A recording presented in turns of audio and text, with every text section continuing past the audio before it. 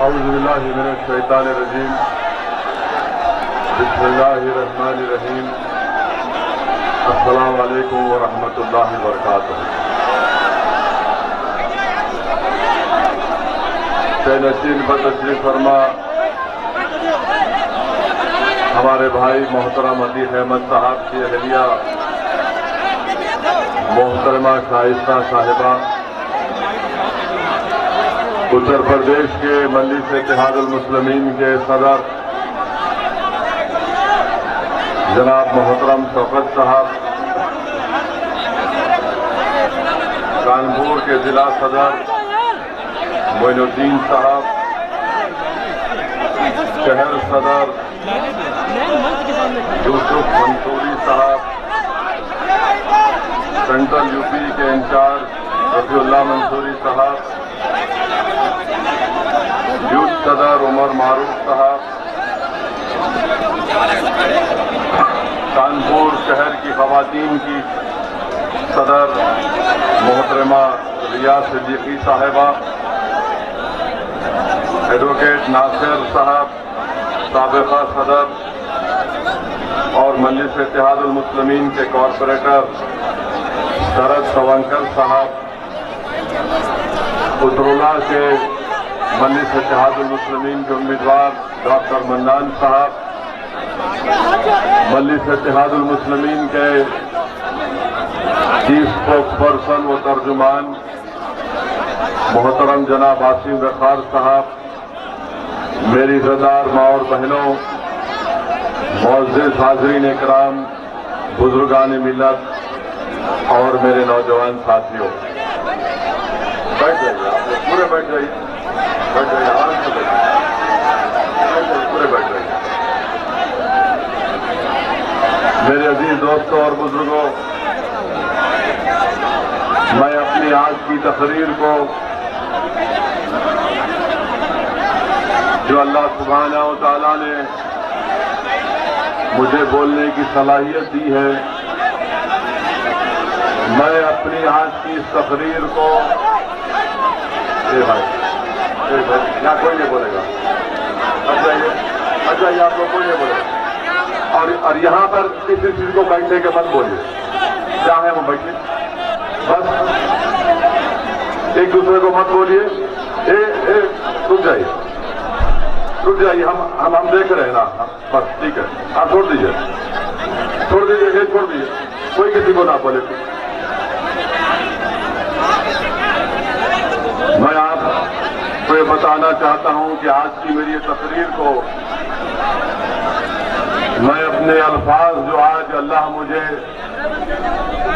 बोलने की सलाहियत देगा, मैं अपनी पूरी मुकम्मल आज की तकरीर को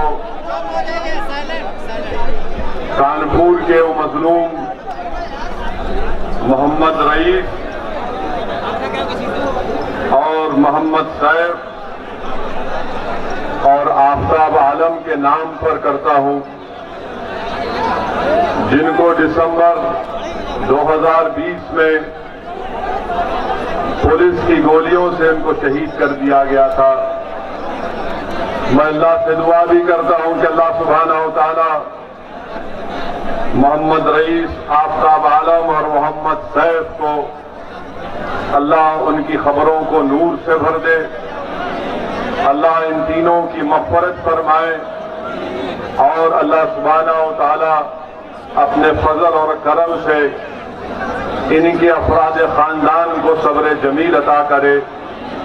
और अल्लाह सुब्हानहू व तआला रब्बे करीम है, रब्बे कायनात है, अल्लाह सुब्हानहू व तआला जिन जालिमों ने इन बच्चों को शहीद किया, इनकी जानें ली, अल्लाह सुब्हानहू व तआला उन लोगों को, उन जालिमों को तबाह व ताराश कर दे।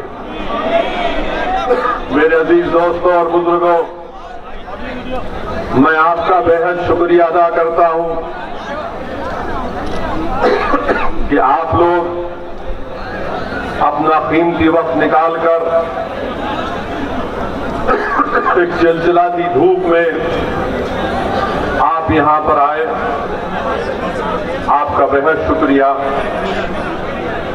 आज का ये जलसा इसलिए मुनक्किद किया गया है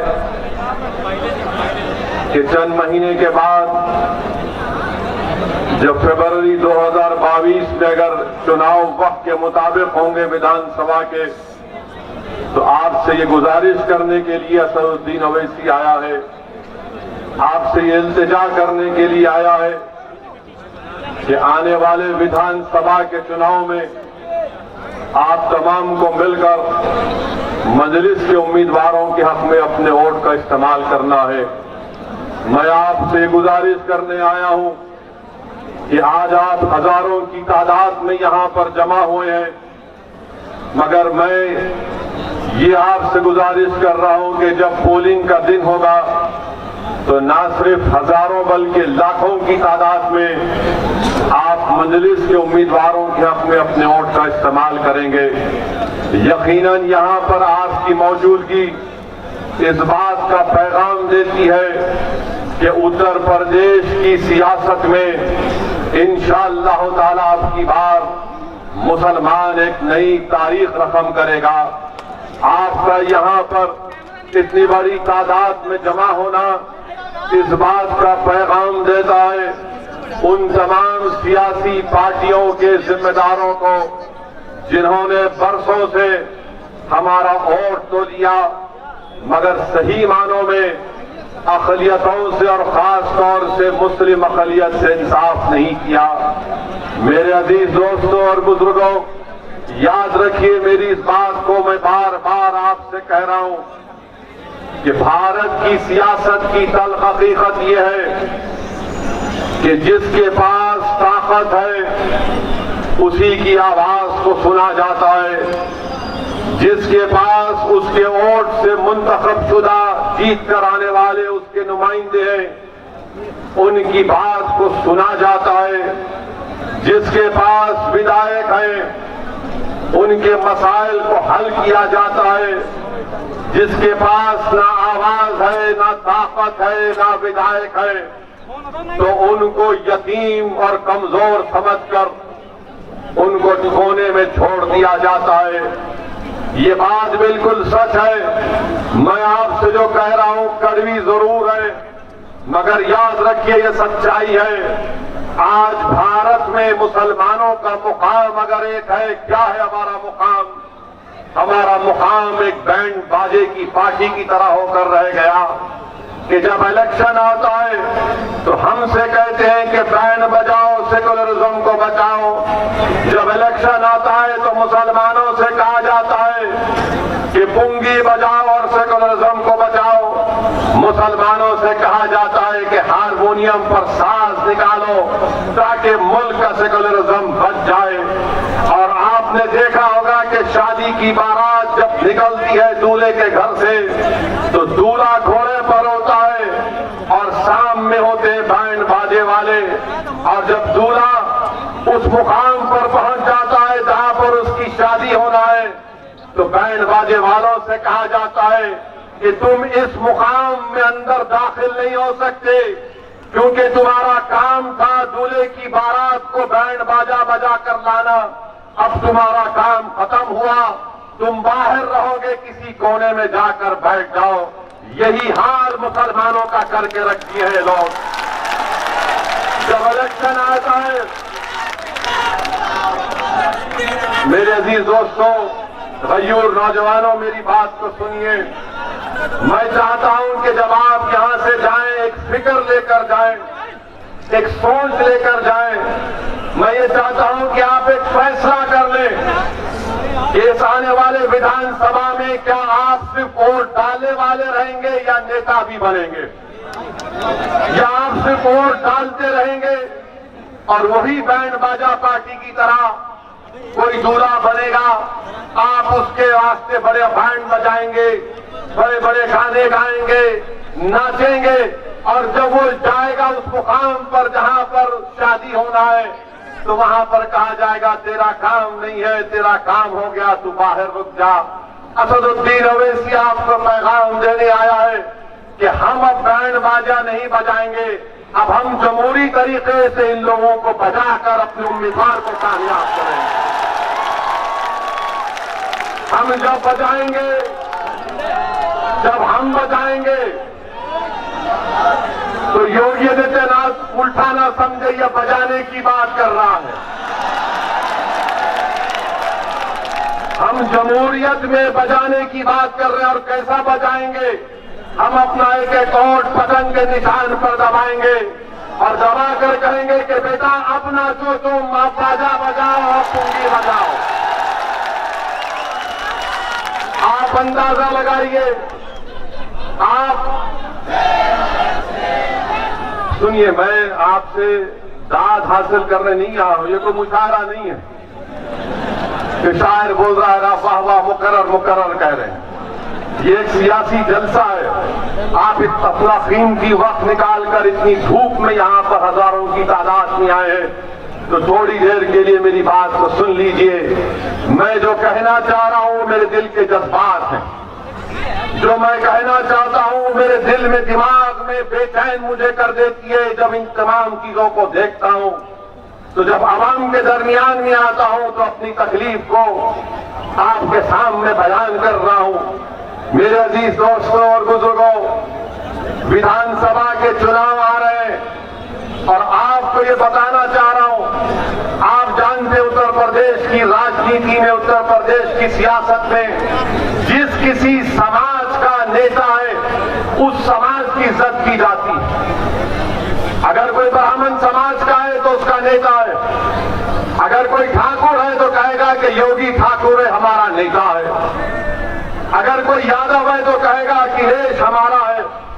अगर कोई दलित है उसमें जाटव है तो कहेगा कि बहन जी है हमारी नेता। और अगर कोई कुर्मी होगा तो कहेगा कि अनुप्रिया हमारी बहन, हमारी नेता है। कोई आगरे का बागेल होगा तो कहेगा कि वो हमारा नेता है।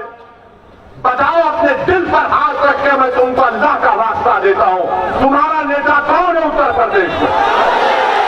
नहीं, आपका नेता उत्तर प्रदेश में कौन है बताओ? कोई तुम्हारा नेता है मुसलमानों का? नहीं, दिल पे हाथ रखकर पूछो, अपने आप से सवाल करो।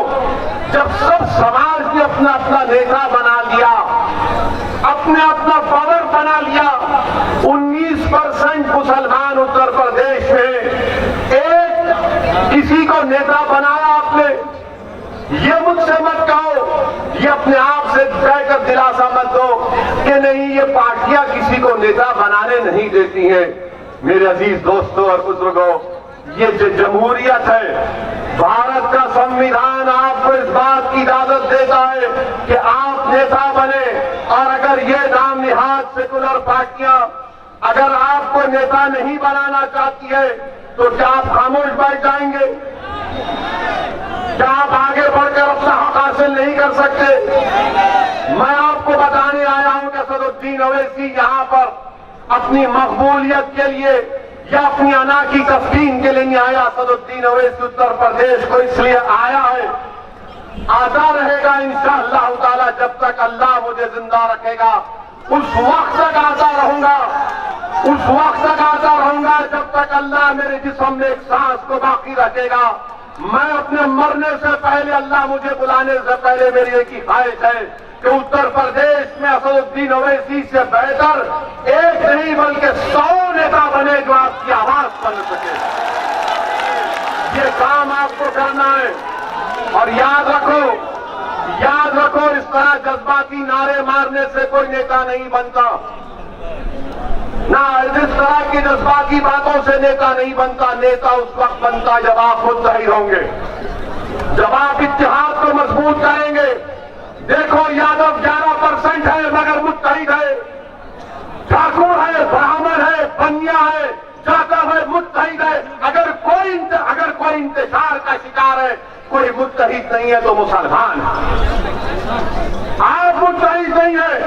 मुझे शिकायत गैरों से नहीं, मुझे शिकायत आपसे है। मुझे मेरा हक बनता है कि मैं आपसे शिकायत करूं। मैं इस सरजमीन का नहीं हूं मगर मेरा और तुम्हारा जो रिश्ता है ना, वो खून का नहीं है, ना बरादरी का। मेरा और तुम्हारा रिश्ता वो है जिसको पाक रब्बुल आलमीन ने कलमे तौहीद के नाम पर जोड़ दिया। उस रिश्ते की बुनियाद पर तुमसे कह रहा हूं कि आपको तब्दीली लाना पड़ेगा अपने आप में।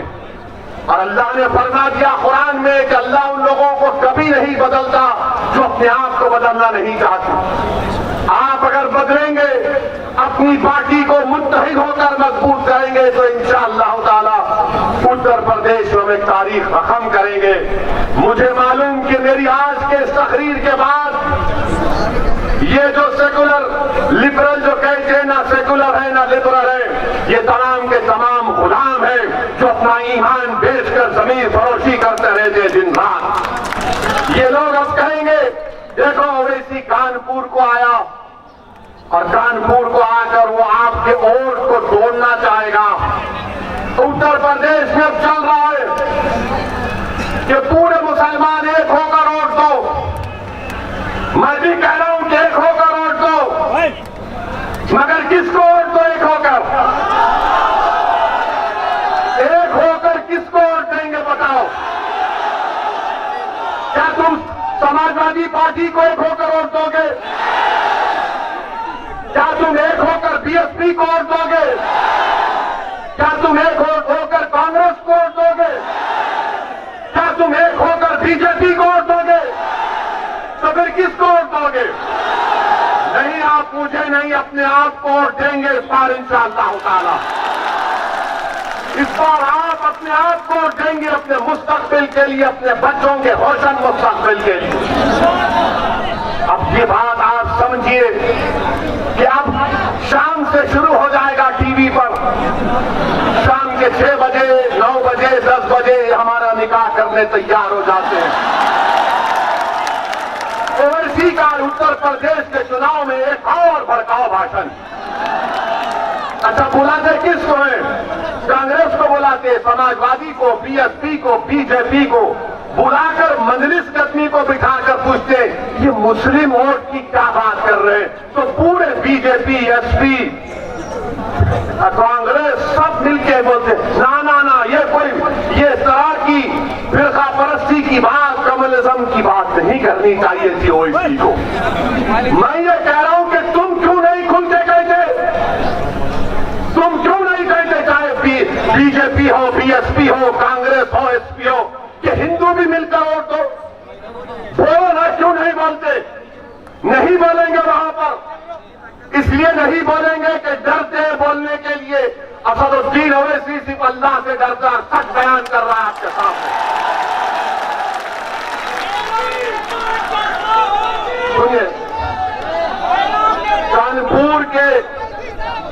कानपुर के पार्लियामेंट के इलेक्शन में कौन जीता? यहां से कौन जीता? सांसद कौन सी पार्टी का है? डरिए मत, जोर से बोलिए। क्या आपने उसको वोट दिया? क्या आप किसी को जानते कानपुर में मुसलमान ने वोट दिया? क्या आप किसी उत्तर प्रदेश में किसी मुसलमान को जानते जिसने मोदी और योगी को वोट दिया? फिर कैसे जीता? कैसे जीता? फिर कैसे जीता बताइए ना, कैसे जीता? किसने जिताया?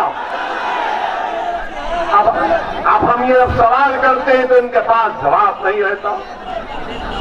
यानी मुस्लिम वोट की बात आएगी, तुम हमको छोड़कर नहीं जाना, तुम हमारे घर के नौकर हो, गुलाम हो, कैदी हो, तुम अपने मुस्तकबिल के बारे में नहीं सोचता, हम तुम्हारे आका हैं, हम सोचेंगे। मगर जहां पर हमारे हिंदू भाइयों के वोट का मामला आएगा, हमारे ब्राह्मण भाइयों के वोट का मामला आएगा, यादव भाइयों के वोट का मामला आएगा, ठाकुरों के वोट का मामला आएगा, जाट के वोट का मामला आएगा और अदर बैकवर्ड क्लास के वोट का मामला आएगा, सब खामोश बैठे रहेंगे। वो नहीं कहते ये बात।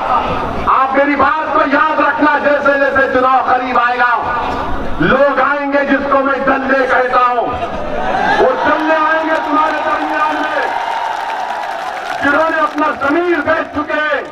और मैं इन दल्लों से कहा आओ मेरे से मुकाबला करो, बहस करो, तुम 10 मिनट नहीं कर सकते मेरे सामने।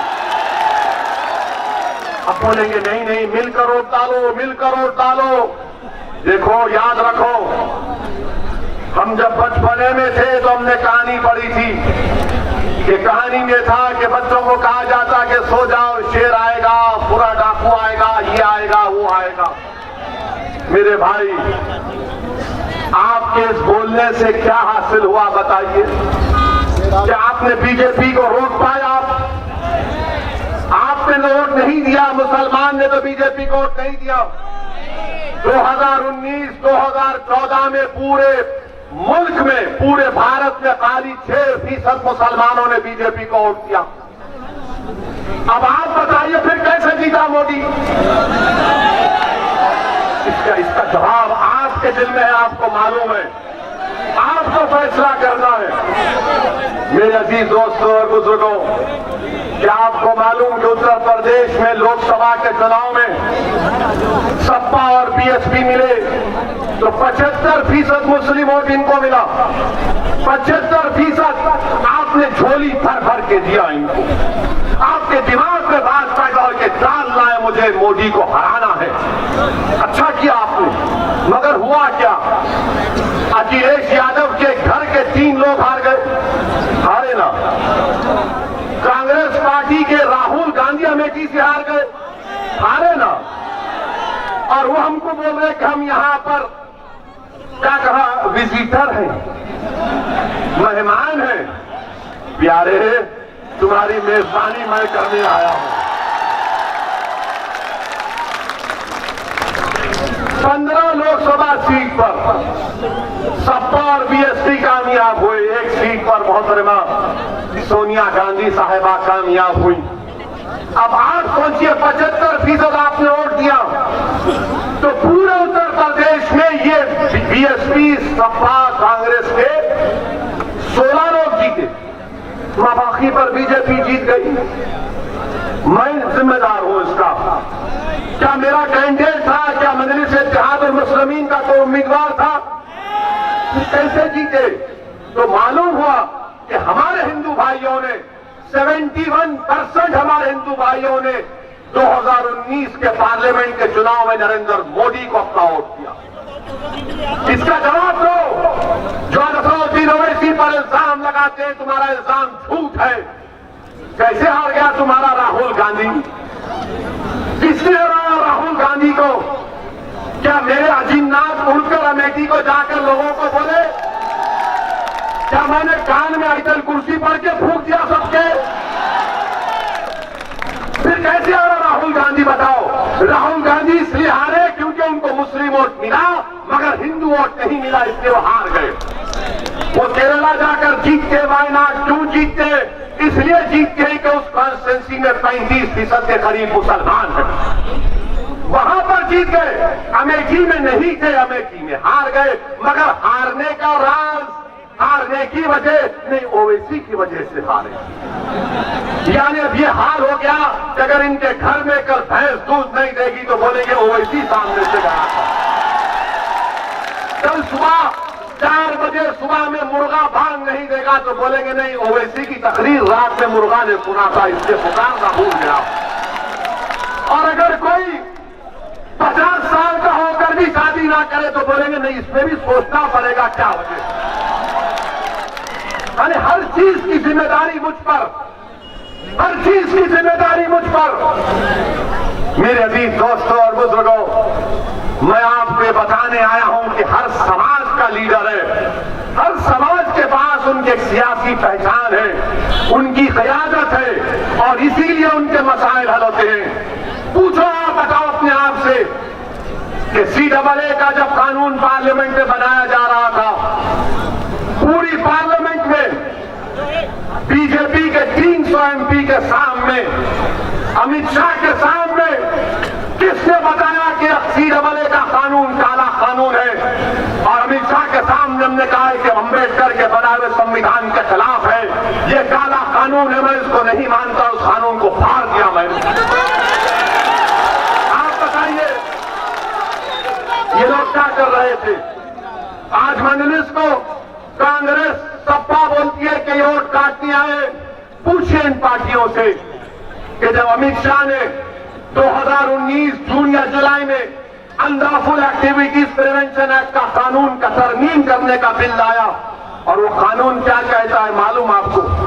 दिल्ली सीआईए का एक इंस्पेक्टर कानपुर के किसी एक बच्चे को टेररिस्ट करार दे सकता है बगैर उस पर कोई केस आए। उस कानून की तारीफ किसने की? कांग्रेस ने की। उस कांग्रेस की तारीफ, उस कानून की तारीफ समाजवादी पार्टी ने की। उसकी मुखालिफत कौन किया? कौन तरमीमात पेश किया? किसने उस कानून के खिलाफ वोट दिया? वह मजलिस इत्तेहाद और मुस्लिमीन असदुद्दीन ओवैसी और इम्तियाज जलील। क्यों किया आपने तायीद की? क्यों समाजवादी ने और कांग्रेस ने तायीद की? इनके पास कोई जवाब नहीं है। मेरे अजीज दोस्तों और बुजुर्गों, ये सब लोग हारते हैं। 2017 का चुनाव हार गए, कांग्रेस और समाजवादी मिल गए। तो एक गाना, क्या गाना था उस वक्त कि यूपी को ये 2 लड़के पसंद है।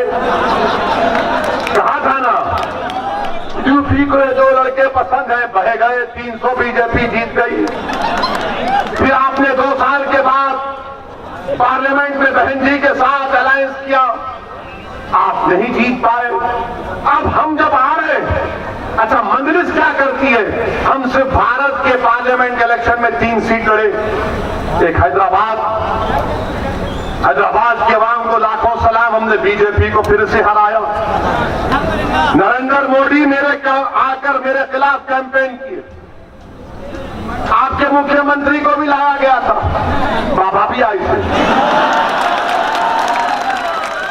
फिर ये राहुल गांधी भी आए थे, चार मीनार के दामन में जलसा किए। कांग्रेसी कह रहे थे कि हमको जलसा करने नहीं देगी मजलिस। हमने कहा करो चार मीनार के दामन में। हमारे लोकल डीसीपी साहब बोले कि सर आपको कोई एतराज नहीं है। बोले हम क्यों एतराज है, कोई कहीं पे कर सकता। जलसा किए, मीडिया के लोग आकर पूछे कि इनका जलसा हुआ। मैंने कहा हाँ, ये चार मीनार हमारे अब्बा की इमारत है, अब्बा के सामने आई है। कुछ नहीं चला, हार गए। अरे हर चीज की जिम्मेदारी मजलिस पर डाल दो, क्योंकि लोग जानते हैं कि जिस दिन भारत का मुसलमान इन बातों को समझ जाएगा कि मेरे वोट की कोई कीमत नहीं है और मेरे वोट से मोदी बीजेपी नहीं जीत रही है, मैं अपने वोट का सही इस्तेमाल जब करूंगा, जब अपने पार्टी के उम्मीदवारों को कामयाब करूंगा, जब हम मुत्तहिद रहेंगे, आपके दिलो दिमाग में शुबू को शुबात होंगे। अरे नहीं, इसको वोट देंगे तो क्या होगा? मेरे भाई, मैं आपसे अपील कर रहा हूं कि जिंदगी में एक मर्तबा कभी अपने आप के लिए वोट देकर देखो। तुमने बरसों इन तमाम को वोट दिया, क्या हासिल हुआ तुमको बताओ? तुमने आज हम तमाम ने सुना कि अतीक साहब की अहलिया हमारी बहन है। उस बहन अपने शौहर का खत पढ़कर सुना रही थी तो जज्बात से मगलूब हो गई। 5 साल से अपने शौहर को नहीं देख पाती, बच्चे अपनी बाप की मोहब्बत से महरूम, घरों को डिमोलिश कर दिया गया। आजम खान जेल में है, बकरी चोरी के केस में केस बुक हो जाता है। मुख्तार जेल में है और उत्तर प्रदेश की जेलों में 27% मुसलमान, ये गवर्नमेंट ऑफ इंडिया का डेटा है, अंडर ट्रायल है।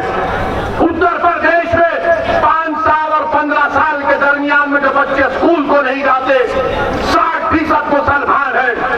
उत्तर प्रदेश में अगर ग्रेजुएट सबसे कम निकलते हैं तो मुसलमानों के 2%। बताओ फिर कब उठोगे आप? कब उठोगे आप? बताओ, तुम्हारा खून चूसा जा रहा है, तुम्हारे तरक्की के राहों को खत्म कर दिया गया, तुम और नीचे नहीं जा सकते। अब तुम समंदर की तह पर आ चुके हो, यहां से उठना है आपको, उठना है और ऐसे उठोगे इंशाअल्लाह ताला जैसा अल्लाह के हुक्म पर सूरज निकलता है। ये बादल छकाइए, तुम मेरी बात को याद रखो। इंशाअल्लाह ताला सूरज निकलेगा, सूरज की किरणें चमकाएंगी आपको और जब धूप आएगी तो दुनिया समझेगी कि हाँ, जिसको हमने 60 साल झूठ और धोखा देकर दबा कर रखा, आज वो बाशऊर हो चुका है, आज वो अपने हक को पहचान चुका है, आज वो उठ चुका है। याद रखो, अगर आज आप नहीं उठेंगे तो नुकसान किसका होगा? नुकसान समाजवादी का नहीं होगा, नुकसान बीजेपी का नहीं होगा, नुकसान कांग्रेस का भी नहीं होगा, नुकसान हमारा होगा। मैं नौजवानों से, उनके बड़ों से अपील कर रहा हूं कि आपने अपनी जवानी को लुटा दिया इन तमाम लोगों के लिए, खुदा के लिए इन बच्चों की जवानी को मत लुटने दीजिए। मैं अपनी मां और बहनों से अपील करने आया हूं कि आपने रातों में कभी तुमने चैन की नींद नहीं सो सकी। हमारी मां रात में करवट लेती थी कि मेरा बच्चा अभी तक घर को नहीं आया, मेरे बच्चे का स्कूल के फीस का इंतजाम कैसे करेंगे, मेरे शौहर की नौकरी का क्या होगा। अगर कहीं से पटाखे की आवाज आ गई तो मां का कलेजा हिल जाता है कि कहीं मेरे बच्चे को गोली तो नहीं लग गई, कहीं मेरे बच्चे को गोली तो नहीं लग गई। मेरे भाई, ये कब तक इस गैर यकीनी कैफियत में हम जिंदगी गुजारेंगे। जमहूरियत है, संविधान है, और संविधान भारत का आईन आपको इजाजत देता है कि अपने वोट से अपनी क़यादत को बनाओ, मुझे मत बनाओ। मैं आज हूं, कल इस दुनिया से चला जाऊंगा, मैं भी जमीन की ग़िज़ा कभी बन जाऊंगा, मगर आपके लिए आया हूं और आपके लिए आता रहूंगा। आप याद रखो मेरी इस बात को कि मैं आप तमाम को, भारत के हर मजलूम अवाम को अपने पलकों पर रखता हूं, हर कमजोर को अपने पलकों पर रखता हूं। मैं जब इस दुनिया से जाऊंगा तो मेरी एक ही ख्वाहिश है कि अल्लाह मुझे अपने जिस्म से रूह निकालने से पहले मैं ऐसे नुकूल छोड़ जाऊं कि हर कोने में भारत का 100 ओवैसी से बेहतर एक सियासी कायद, एक सियासी रहनुमा बन सके। मेरे अजीज दोस्तों और बुजुर्गों, आप और सुनना चाह रहे या खत्म कर दें? गर्मी तो नहीं हो रही, बोले थके तो नहीं ना, थके तो नहीं ना, बोर तो नहीं हो रहे ना, तो ठीक है। अब इतना बोलेंगे कि इंशाअल्लाह ताला विधानसभा के चुनाव तक, उसके बाद भी जिंदगी भर बोलते रहेंगे। और ये तमाम लोग बीजेपी हो, हम कल इलाहाबाद जा रहे थे, गाड़ियों का काफिला है, ये बजरंग दल के लोग बैठ के आ गया, कोई नहीं आना। हमारा जलसा इलाहाबाद में हो रहा तो सपा, बीएसपी, कांग्रेस ने एक अफवाह फैला दी, रूमर, नहीं आ रहे। यहां भी फैली, होता है। इससे मालूम हो गया कि कितने झूठे हैं ये, कितने झूठे हैं। मेरे अजीज दोस्तों और बुजुर्गों, हम जब बोलते हैं तो कहते बहुत बोलता है, इसके बोलने से तकलीफ होती है। अब आप एक बार, नहीं चाय कड़वी नहीं, याद रखो। असदुद्दीन ओवैसी के बारे में किसी ने अच्छा कहा कि चाय की प्याली तो गर्म होती है मगर केतली उससे ज्यादा गर्म होती है, समझे ना। अब हमारा हाल ऐसा है, किसी एक आलिम दीन ने मुझे समझाया कि एक बाप और बेटा मिलकर कानपुर को आ रहे थे, बहुत सालों पहले, और 100 साल पहले थे, घोड़े पे बैठकर आ रहे थे। तो किसी एक आदमी ने कहा, ये क्या बात है, बेटा बैठा है, बाप बैठा है, बेटों का उठो, बाप को बैठने दो। तो बेटा बोला, हाँ बाप को तकलीफ हो रही है, आराम से। बेटा उतर गया, थोड़ी दूर चले तो फिर किसी ने कहा, ये क्या तू कैसा बाप है, तेरा बेटा चल रहा है, तू उतर। तो वो भी उतर गया, बेटा बैठ गया।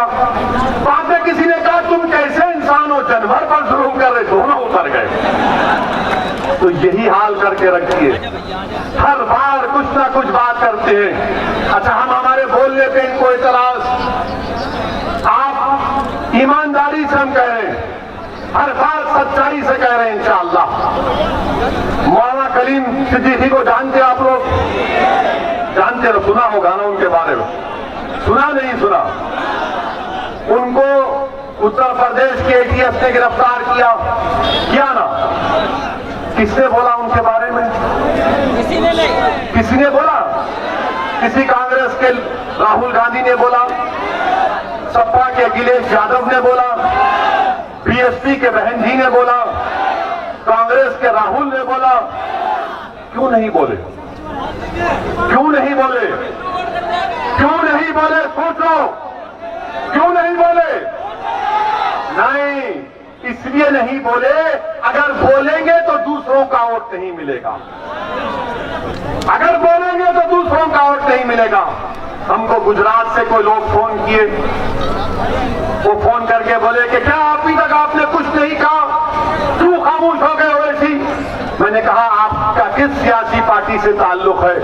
बोले उससे आपको क्या करना है? मैंने कहा मैं जानना चाहता हूं कि आपके सियासी बाप कौन है। तो बोले राहुल। मेरा चलिए आपके बाप का पता तो चल गया। मेरा क्यों नहीं बोले? तो बोले ओवैसी साहब, हम दिल से आपको चाहते, मगर कांग्रेस में हम क्या करें? मैंने कहा तुम्हारी बात सुनकर करबला के मैदान में इमाम हुसैन ने जब यजीद के जालिमों को, वो यजीद पलीद की फौजियों को नमाज पढ़ाया, तो इमाम हुसैन ने कहा था कि क्या तुम नहीं जानते कि मैं रसूलुल्लाह सल्लल्लाहु अलैहि वसल्लम का नवासा हूं? क्या तुम नहीं जानते कि मेरी जबान रसूलुल्लाह सल्लल्लाहु अलैहि वसल्लम ने अपनी जबान उस पर रखी? क्या तुम नहीं जानते कि रसूलुल्लाह सल्लल्लाहु अलैहि वसल्लम ने मुझे अपने कंधों पर बिठाया? तो यजीद के फौज के सिपाहियों ने, जालिमों ने कहा कि इमाम हुसैन, हमारा दिल आपके साथ है मगर तलवार यजीद के साथ है। दिल आपके साथ है मगर तलवार यजीद के साथ। मेरे अजीज दोस्तों और बुजुर्गों, अब दिल भी हमारा साथ होगा, दिमाग भी एक जगह पर होगा, और दिमाग में कोई खौफ को आने मत दीजिए सिवाय अल्लाह के। दिल में सिवाय रसूल की मोहब्बत में किसी की बशर की मोहब्बत को आने मत दीजिए, और बेखौफ होकर मंजलिस को उठ दीजिए। जब हमने ये कह दिया, फिर हमको उत्तर प्रदेश से भी एक फोन आया, समाजवादी पार्टी के एक नेता का फोन आया, नाम नहीं बताएंगे। हमने पूछा क्यों नहीं बोलते? अरे कैसा बोलेंगे सर, अगर भैया जी बोलेंगे तो वोट नहीं मिलेगा। तो खैर, हमने मौलाना कलीम सिद्दीकी के बारे में कहा, और आज भी कह रहे हैं कि उनके वकील से हमारी बात हुई, और उनके वकील ने साफ कह दिया कि केस में कोई दम नहीं है। योगी सरकार सिर्फ मौलाना कलीम को सताना चाहती है, ये केस नहीं टिकेगा, मगर ये तकलीफ देना चाहते हैं। आप बताइए, बोलते नहीं है, बोलने की हिम्मत नहीं है, मगर वोट लेने जरूर आएंगे। वोट लेने आएंगे, मिलकर वोट डालो, ओवैसी की बात से मत आओ। अरे मौलाना कलीम के बारे में बोलो। अच्छा, मैं इन कांग्रेसियों से पूछना चाहता हूं, बाबरी मस्जिद का फैसला आया, बाबरी मस्जिद का क्रिमिनल केस का भी फैसला आया, जिसमें कोर्ट ने कहा कि कोई भी मुजरिम नहीं है। मैंने उस फैसले के ताल्लुक से कहा, कैसे मुमकिन है, ये गलत फैसला है। हमने मोदी से मुतालबा किया कि उस फैसले के खिलाफ अपील करो हाई कोर्ट में। क्या तुमने कांग्रेस, सपा, बीएसपी से सुना कि उस फैसले के खिलाफ अपील करना? क्यों नहीं बोलते आप? मेरे अजीज दोस्तों और बुजुर्गों, ये इनकी हिमाकत नहीं है, मुनाफिकत है कि मजलिस के बढ़ते हुए खत्मों को देखकर खौफ खाते हैं। मेरे अजीज दोस्तों और बुजुर्गों, CAA का एहतजाज हुआ तो रईस को जो बर्तन धोता था उसको गोली मार दी गई। बाबापुरे के रहने वाले लोग आवाम पर माशाल्लाह से पुलिस घुसकर गाड़ियों के आईने तोड़ी था। योगी ने कहा ठोक दो, तो आईने तोड़ रहे हैं। घर के सामने बंडे उठाकर फेंक रहे। वीडियो देखा मैं, वीडियो डालने वाले पर केस बुक करो। आफ्ताब आलम जो स्कूल में काम करता था, भीड़ आई, भीड़ से बचने के लिए किसी घर में छुप गया, बाहर निकला तो आफ्ताब आलम के सीने में गोली लग गई, मोहम्मद सैफ मर गया। बताइए मेरे अजीज दोस्तों और बुजुर्गों, उन माओं पर, उन घर वालों पर क्या गुजरती होगी। मेरे अजीज दोस्तों और बुजुर्गों, मुत्तहिद रहिए, अपने वोट का इस्तेमाल करिए, अपने वोटों का सौदा होने मत दीजिए, अपने वोटों का सौदा होने मत दीजिए। और मैं हमारे अतीक अहमद साहब की अहलिया से, भाभी की मौजूदगी में कहना चाह रहा हूं मैं इनको टिकट नहीं दूंगा, ये टिकट देंगे इंशाअल्लाह ताला, ये टिकट देंगे, आप टिकट देंगे, उत्तर प्रदेश का मुसलमान टिकट देगा। और मुझे इसकी कोई परवाह नहीं है कि जो टीवी वाला बोलता है बोले, जो लिखता है लिखे। अरे तुम क्या करोगे, क्या लिखोगे, क्या बोलोगे, मेरी इज्जत की जिम्मेदारी अल्लाह दिया है, मेरी रोजी की जिम्मेदारी अल्लाह दिया है, मेरी दीन और दुनिया की कामयाबी का फैसला अल्लाह करेगा। मुझे आंख से बताएगा तो सरकार दो आलम सल्लल्लाहु अलैहि वसल्लम की सिफात। अब तुम मेरा कुछ नहीं कर सकोगे, हाँ तुम मेरी जान ले सकते, हाजिर हो प्यारे, ले लो, मैं तैयार हूं, क्योंकि वो जान तुम नहीं लोगे, वो रब्बे करीम फैसला कर चुका है कि कौन इस दुनिया में कितने दिन जिंदा रहेगा। मेरे अजीज दोस्तों और बुजुर्गों, अब ये जो यहाँ पर अगर थोड़े बहुत कांग्रेस के सपा के लोग हैं वो बोलेंगे ये ज्यादा हमको ही बोल रहे हैं, बाबा को नहीं बोले, मोदी को नहीं बोले। पहले जो है कमजोर को बोला जाता है, उसके बाद तुम्हारे से जो ज्यादा ताकतवर है उसको बोला जाता है। हमारी नजर में ताकत तो सिर्फ अल्लाह के पास है, ना योगी के पास है, ना मोदी के पास है, ताकत जमीन और आसमान के बनाने वाले के पास। अच्छा, आप ये कांग्रेसियों से एक और पैगाम, यहाँ पर इनके दो एमएलए हैं, इनका आज रात से इनको जरूर बेचैनी शुरू हो जाएगी। महाराष्ट्र के चुनाव हुए असेंबली के, महाराष्ट्र के चुनाव में पूरे कांग्रेस हर महाराष्ट्र के हर गांव में जाकर ओवैसी को वोट मत दो, बीजेपी शिवसेना आ जाएगी, ओवैसी को वोट मत दो, बीजेपी शिवसेना आ जाएगी। बात सादा दिल मुसलमान हमारे बुजुर्ग हैं, वो समझ करे नहीं नहीं नहीं, मुझे कई मिलकर बोले आप वोट देंगे तो बीजेपी शिवसेना आ जाएगी। हम अपने बुजुर्गों से बोले कि चाचा ये यहाँ पर शिवसेना कांग्रेस मिलने वाले, नहीं नहीं हम नहीं दे सकते। जो नौजवान था वो तो तय कर चुका था कि नहीं अब के बाद हम ओवैसी का साथ देंगे। तो इलेक्शन हो गया, इलेक्शन होने के बाद क्या किया कांग्रेस ने, शिवसेना का मुख्यमंत्री बना दिया, शिवसेना को चीफ मिनिस्टर बना दिया, हमारे नाम से डराकर वोट तो लिया मुसलमानों का महाराष्ट्र के, और शिवसेना को मुख्यमंत्री बना दिया। मेरे अजीज दोस्तों और बुजुर्गों, इन बात पर आपको गौर करना है और बीजेपी को हराना है इंशाअल्लाह ताला। इस चुनाव में हराएंगे ना योगी को, हराएंगे ना योगी को, पूरे अदम के साथ योगी को हराएंगे, मोदी को हराएंगे इंशाअल्लाह। योगी भी हारेंगे, मोदी भी हारेंगे। आप ये बताइए, रुक जाइए, अब इन्होंने क्या किया कानपुर में,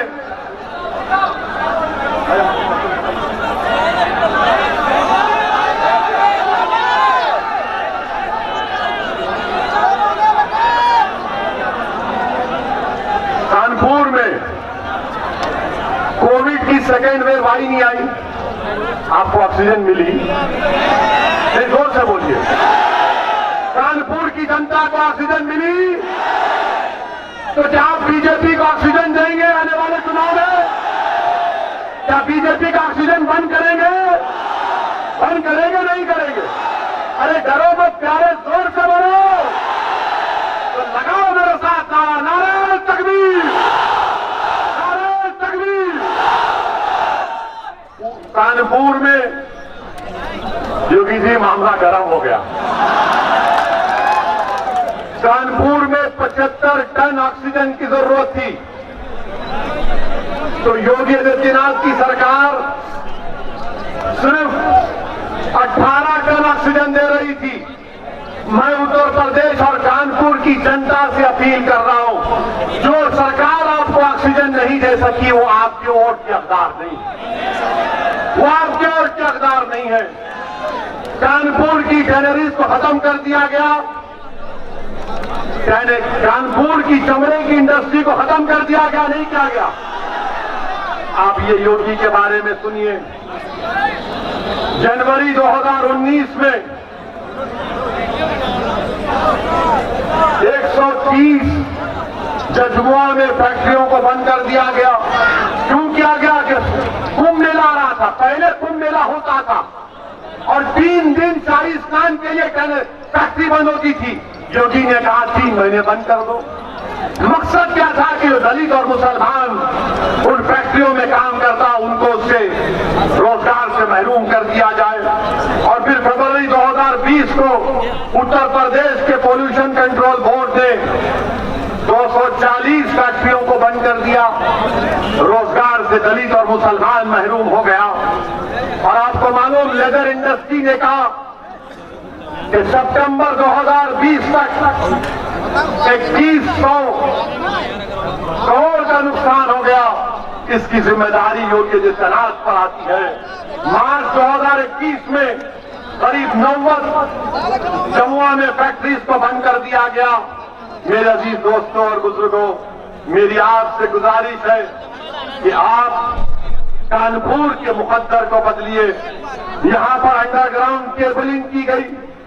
बारिश आई तो शॉर्ट नहीं लगता रोड पे, आपको लगता है ना? केबलिंग 4 फीट क्यों नहीं चाहिए थी, 1 फीट की कर दी है। योगी आदित्यनाथ की सरकार से जाकर कहो कि आपने रोजगार दिया तो कहीं सबको दे दिया। 33 लाख उत्तर प्रदेश का नौजवान का नाम है। रोजगार के पोर्टल के ऊपर योगी नाकाम साबित हुए। गैस की कीमत कितनी है? गैस सिलेंडर की 14 लीटर गैस की सिलेंडर की कीमत कितनी है? 825 रुपये, 900 रुपये है ना। अब आप जाकर किसी ने कानपुर से प्रधानमंत्री के पास गए, बोला कि प्रधानमंत्री इतनी कीमत हो गई। बोले मुझे क्या करना है, जाकर बाबा से कहिए। बाबा ने कहा मुझे क्या करना, मैं तो दूसरी गैस छोड़ता हूं। आप बताइए गरीब क्या करेगा? पेट्रोल डीजल 100 रुपये के करीब हो गया।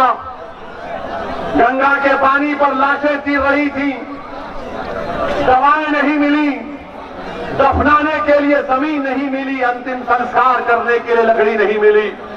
तो उन्होंने नदी के किनारे दफना दिया। तो दुनिया ने देखा, योगी ने देखा या मोदी ने देखा, मुझे नहीं मालूम।